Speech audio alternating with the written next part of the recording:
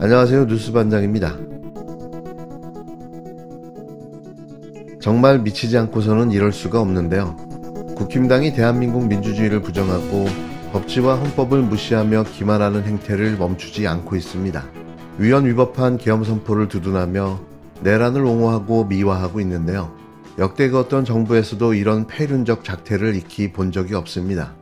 전 국민이 두 눈을 부릅뜨고 지켜보고 있는데도 아무런 꺼리낌 없이 불법 행위를 반복하고 있는 건데요. 집권여당이라는 말이 무색한 정치무리들 반드시 해체시켜야 됩니다. 대한민국의 헌정 질서를 바로 세우고 법치주의를 수호할 책임과 의무를 국민으로부터 부여받은 헌법재판소 재판관들께 본 탄원서를 제출합니다. 우리는 대한민국 국회의원으로서 그리고 헌법 질서를 수호해야 할 책무가 있는 국민의 대표로서 대통령 탄핵 심판과 관련하여 헌법재판소의 신중하고 공정한 판단을 촉구합니다. 우리는 오직 법치주의와 헌법 정신에 충실한 결정만이 극단적 국론 분열을 막고 국가적 위기를 극복할 수 있다는 점을 깊이 인식하고 있습니다. 이에 헌법재판소가 정파적 이해관계나 정치적 고려를 배제하고 다음의 중요한 사항들을 고려하여 오직 헌법과 법률에 근거한 공정하고 신중한 판단을 해주실 것을 간절히 촉구하는 바입니다. 첫째, 탄핵소추안의 절차적 하자입니다. 이번 윤석열 대통령 탄핵 심판은 탄핵소추안의 핵심이었던 내란죄가 빠졌음에도 별도의 국회 재의결 없이 탄핵 심판이 지속되고 있습니다. 내란죄는 탄핵소추안의 70% 이상을 차지하고 주요한 논모로 제시된 만큼 이를 삭제한 소추안은 본래의 것과 동일성이 유지되지 않습니다. 국회의 탄핵소추안 의결 당시 다수의 의원들이 내란죄를 포함한 원안을 전제로 표결을 진행하였으며 내란죄가 삭제된 후에는 이를 다시 논의해야 했음에도 불구하고 절차가 생략되었습니다. 실제로 당시 탄핵소추안에 찬성 표결을 한 국회의원들조차도 내란죄 철회에 대해 강하게 비판하고 재의결의 필요성을 강변한 바 있습니다. 특히 내란죄는 탄핵소추안 가결에 결정적 영향을 미쳤습니다. 내란죄를 제외하고는 국회의원 204명의 찬성을 얻을 수 없었을 가능성이 매우 높습니다. 법치주의 원칙을 수호하기 위해서라도 헌법재판소는 이러한 절차적 문제점에 대한 심도 있는 검토를 해야 합니다. 지금과 같은 탄핵소추안, 탄핵소추 후 핵심 사유 변경, 제외의 선례를 남기는 것은 향후에도 전략적 탄핵소추의 길을 열어주는 것과 다름없으며 이는 헌정질서에 심각한 위협이 될 것입니다. 둘째, 헌법 및 법률 위반 여부의 불확실성입니다. 탄핵은 단순한 정치적 판단이 아니라 헌법과 법률에 대한 명확한 위반이 있을 경우에 한해 이루어져야 합니다. 그러나 이번 탄핵 심판에서 윤석열 대통령의 행위가 헌법 및 법률을 중대하게 위반하였는지에 대한 객관적 입증이 이루어지지 않았습니다. 증거 자료에 대한 면밀한 검토 없이 신속한 결론을 내릴 경우 법적 안정성과 절차적 정당성이 제외될 가능성이 매우 높습니다. 내란 속의 윤석열 지키기에 나선 내란당 의원들이 헌법재판소에 탄원서를 냈습니다. 누가 봐도 내란이며 더 나아가 국가전복을 시도한 역적인데요. 하지만 이들은 성급하게 결론 내지 말라고 압박하면서 대규모 불복운동까지 언급했습니다. 정광훈 등이 3.1절에 대통령을 석방시키자며 오늘 여는 집회에서도 의원들이 대거 참석하기로 했는데요. 하지만 국민 여론은 정반대입니다. 잠시 반짝했던 자당의 지지율과 윤석열의 지지율에 아직도 정신을 못 차리고 있는 건데요. 그 여론조사마저 보수 과표집된 여론조사로 확인된 마당에 맹신하고 있는 거죠. 28일 중도층의 70%가 윤석열 탄핵에 찬성한다는 여론조사 결과가 나왔는데요. 너무 당연한 조사 결과지만 90%는 나와야 하는 게 아닌가 싶습니다. 한국갤럽이 윤석열의 헌법재판소 최종 변론이 있었던 지난 25일부터 사흘간 조사한 여론조사인데요. 윤석열 탄핵에 찬성한다는 응답은 59%, 반대한다는 응답은 35%였습니다. 전주에 비해 찬성이 1%포인트 줄고 반대가 1%포인트 늘었지만 찬반 여론은 여전히 6대4 정도로 유지되고 있는데요. 사실 이 수치도 말도 안 되는 거죠. 자신의 정치 성향이 중도라고 답한 응답자의 경우 70%가 탄핵에 찬성하는 걸로 나타났는데요. 중도층의 찬성 여론은 지난 3주간 꾸준히 늘어 한 달 전 탄핵 심판이 막 시작됐을 무렵 수준으로 돌아왔습니다. 결국 내란당의 물타기가 실패로 끝난 건데요. 국민들의 선택은 명확했습니다. 제가 비상계엄을 선포하고 몇 시간 후 해제했을 때 많은 분들께서 이해를 못하셨습니다. 지금도 어리둥절해 하시는 분들이 있을 겁니다. 계엄이라는 단어에서 연상되는 과거의 부정적 기억도 있을 것입니다. 거대 야당과 내란 공작 세력들은 이런 트라우마를 악용하여 국민을 선동하고 있습니다. 그러나 12.3 비상계엄은 과거의 계엄과는 완전히 다른 것입니다. 무력으로 국민을 억압하는 계엄이 아니라 계엄의 형식을 빌린 대국민 호소입니다. 12.3 비상계엄 선포는 이 나라가 지금 망국적 위기 상황에 처해 있음을 선언하는 것이고 주권자인 국민들께서 상황을 직시하고 이를 극복하는 데 함께 나서달라는 절박한 호소입니다. 내란 속의 윤석열은 67분간 최후 개변을 늘어놨지만 그동안 줄곧 주장해왔던 비상계엄의 정당성 등만 되풀이하자 탄핵 여론에 영향을 주지 못했는데요. 청년들을 언급하며 젊은 층의 결집을 호소했지만 2030 세대에서도 절반 이상이 탄핵에 찬성하는 걸로 집계됐습니다. 전주에 비해 진감이 엇갈렸는데 20대의 경우 탄핵 찬성이 71%로 전주보다 10%포인트 올랐고 30대에서는 찬성이 62%로 7%포인트 하락했습니다. 지역별로는 서울과 인천, 경기, 충청권과 호남권에서 탄핵 찬성 여론이 50%가 넘었고 대구, 경북, 부산, 울산, 경남은 그 이하였는데요. 다음 선거에서 정권이 교체되어야 한다는 응답은 전체 51%, 정권이 유지되어야 한다는 38%였습니다. 그나마 탄핵 찬성 여론도 정권 교체 여론도 높게 나타났지만 그 반대 여론의 수치도 깜짝 놀랄 수준이었는데요. 정상적인 반대 수치로 이해되지 않았습니다. 국민의 가슴에 총뿌리를 겨눈 내란을 저지른 내란숙의 윤석열의 탄핵을 반대하는 여론은 무려 35%나 됐고 또 이런 내란수계를 배출한 국힘당이 정권을 계속 유지해야 한다는 여론도 무려 38%나 됐는데요. 얼마나 어처구니 없는 수치인지 무척 당황스럽습니다. 이는 진실을 왜곡하고 가짜뉴스를 생산해내 내란을 물타기 하고 계엄의 이유가 야권의 횡포라는 프레임을 씌워 본질을 흐리고 미화시키고 있는 탓인데요. 이들의 전략이 먹히고 있다는 사실에 깜짝 놀라게 됩니다. 빨리 탄핵이 그리고 정당 해산이 되어야 끝나지 않을까 싶습니다. 네, 청구인 대리인 장순우 변호사입니다. 저는 이 사건 탄핵 소추 사유와는 살짝 비껴나서 피청구인이 오염시킨 헌법의 말에 대해서 말씀드리려고 합니다. 피청구인이 헌법에 대해 언급했던 말을 일별해 보면서 그가 얼마나 왜곡된 헌법 인식을 가지고 있었는가 하는 점을 살펴보겠습니다. 말은 같은 말을 사용하는 언어 공동체의 구성원들이 서로 소통하는 수단이자 생각을 담는 그릇이라고 합니다. 따라서 누군가가 사용하는 말이 그 말하고자 하는 대상을 제대로 담아내지 못하고 엉뚱한 의미로 심지어 정반대의 의미로 쓰인다면 더 이상 소통은 불가능할 것입니다. 만일 그 누군가가 권력자라면 개인과 개인 사이의 소통 단절에 그치는 것이 아니라 언어 공동체 전체가 큰 혼란을 겪게 될 것입니다. 피청구인은 자신이 당선된 지난 대선 시기에 자주 헌법을 이야기했습니다. 이번 대선은 반헌법적 세력과 헌법 수호 세력의 대결이라고 하면서 이 나라의 헌법을 지켜야겠다는 마음에서 대선에 나왔다라고 했습니다. 자신의 검찰총장 이력을 내세우면서 상식과 공정을 역설하기도 했습니다. 피청구인이 강조한 헌법 수호나 상식, 공정과 같은 말들은 유권자들에게 적지 않은 울림을 주었습니다. 그 결과였는지 피청구인은 대통령에 당선되었습니다.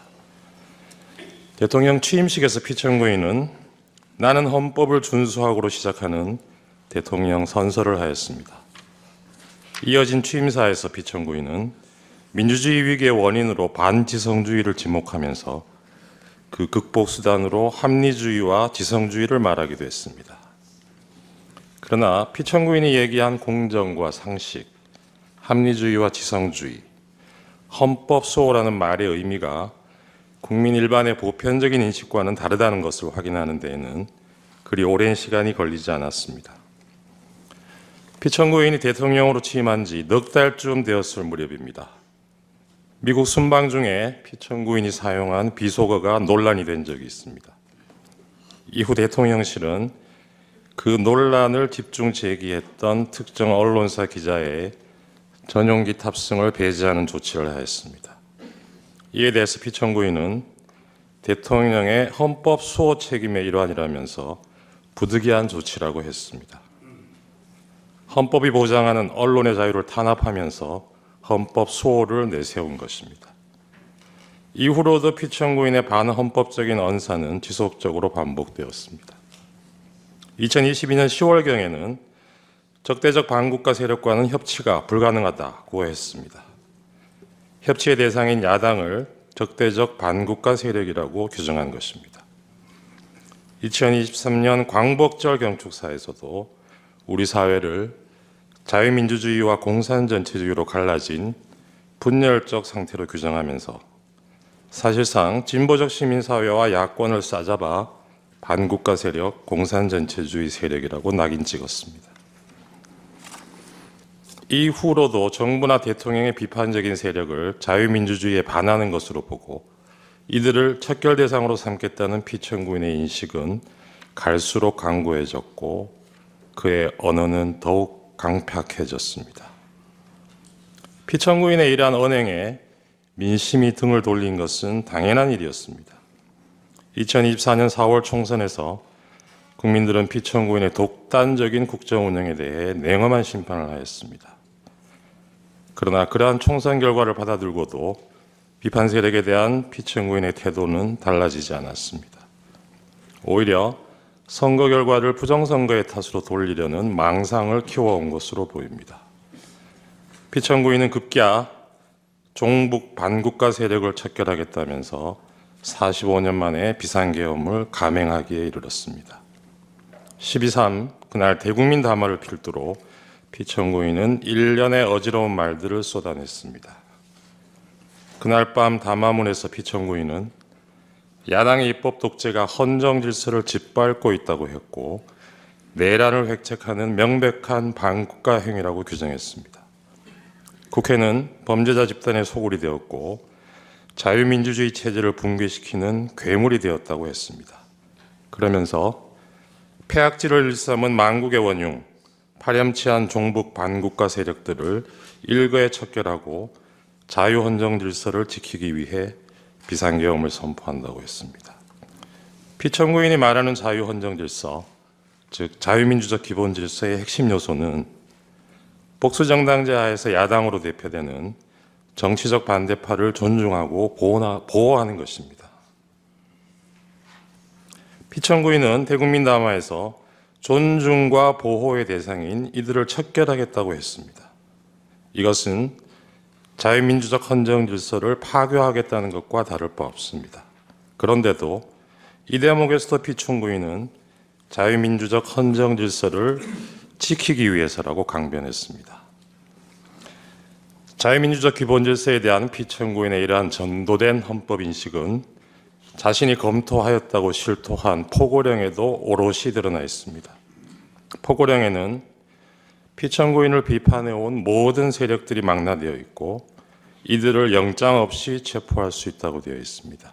한마디로 비상계엄을 통해 자신에 대한 모든 정치적 반대파들의 입을 틀어막고 손발을 묶으려 한 것입니다. 그러면서 피청구인이 내세운 것은 역시나 자유민주주의의 수호를 위해서라는 것이었습니다. 존경하는 재판관님, 12.3 비상계엄은 1987년 민주화 이후 차근차근 내디뎌 온 민주공화정의 도정을 물어 돌리려는 것이었습니다. 무모하지만 위험천만한 도발이었습니다.